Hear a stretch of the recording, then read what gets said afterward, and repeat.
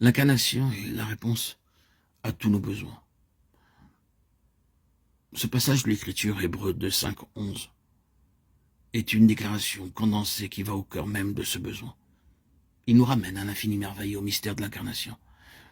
Si nous pouvions saisir la signification de l'incarnation, Dieu manifesté dans la chair, nous aurions une réponse à toutes nos questions et notre besoin sous ces diverses formes serait satisfait. Remarquons ces deux noms du chapitre 2 des Hébreux. En effet, ce n'est pas à des anges que Dieu a soumis le monde à venir dont nous parlons, Hébreux 2, 5. Et, car assurément, ce n'est pas à des anges qu'il vient en aide, mais c'est à la postérité d'Abraham, où il ne prend pas les anges, mais il prend la semence d'Abraham. Hébreux 2, 16. Ce n'est pas aux anges. Ce n'est pas aux anges. Le premier passage dit non pas aux anges, mais à l'homme. Qu'est-ce que l'homme? Le second, non à des anges, mais la semence d'Abraham. L'homme, c'est l'humanité. La semence d'Abraham, c'est une alliance d'amour, l'amour dans l'alliance. Si vous regardez en marge de votre Bible, vous trouverez probablement une référence vous ramenant à l'Ancien Testament au sujet de la semence, la postérité d'Abraham. 2 Chroniques 27, Ésaïe 41, 8. Et vous remarquerez que le contexte immédiat, c'est Abraham, l'ami de Dieu. Et la semence d'Abraham, l'ami de Dieu, l'alliance d'amour de Dieu.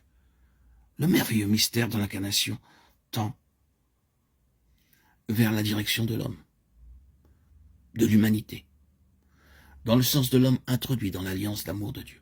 Ici, l'aboutissement, la grandiose apogée de tout ce passage, c'est nous voyons Jésus. Oh, quel nom évocateur et tout à fait approprié dans ce contexte précis. Mais je sais que l'école moderne de théologie met de côté tous les autres titres. Elle ne parle pas de Jésus-Christ ou du Seigneur Jésus, mais parle toujours de Jésus. Cela fait de lui quelqu'un parmi tant d'autres, quoique relativement meilleur que d'autres hommes. Tout cela, bien sûr, n'est pas vrai. Mais ici, comme ailleurs, dans le Nouveau Testament, ce nom est employé de manière très appropriée. Nous voyons Jésus couronné de gloire et d'honneur. Jésus est le nom de celui qui s'est vidé lui-même, de celui qui est devenu homme, qui a pris notre humanité, un corps comme notre corps, une âme comme notre âme. Il a pris notre humanité, lui, Jésus, couronné de gloire et d'honneur, a conduit à la gloire et à l'honneur notre humanité. C'est le cœur même du christianisme. Considérons notre humanité, regardons-nous, considérons ce que nous sommes en tant qu'être humain, ce corps en plus ou moins bon état, cette âme qui constitue un éternel problème. Oui, dans quel état est notre humanité?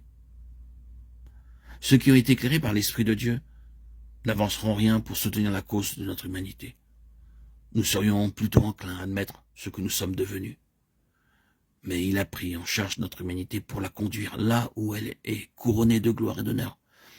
C'est la rédemption. C'est pourquoi le passage remonte au commencement. Tu lui as donné la domination sur les œuvres de tes mains. Psaume 8, 6. Tu l'as couronné de gloire et d'honneur. Hébreux 2, 7. Il a été potentiellement déclaré. Tu as mis toutes choses sous ses pieds. Hébreux 2, 8. Ce fut le dessein créationnel pour l'homme. Mais celui-ci a échoué et failli par rapport à ce dessein. Et l'humanité est devenue ce que nous savons. Il est venu du ciel celui qui a revêtu cette humanité, la faisant passer par toutes les épreuves, toutes les tentations, toutes les pressions et ses conséquences. Par l'opposition et l'antagonisme, par toutes ces forces qui visaient sa destruction. Il a pris cette humanité en lui faisant traverser tout cela, en la perfectionnant pour la conduire à la gloire. Notre humanité, votre humanité et la mienne, cette chose désagréable. Il l'a rendue digne de demeurer dans la présence même de l'infiniment grand et glorieux Dieu saint. Ce fut certainement cela qu'il avait désiré. Il voulait conduire à la gloire beaucoup de fils. Hébreux 2, 10.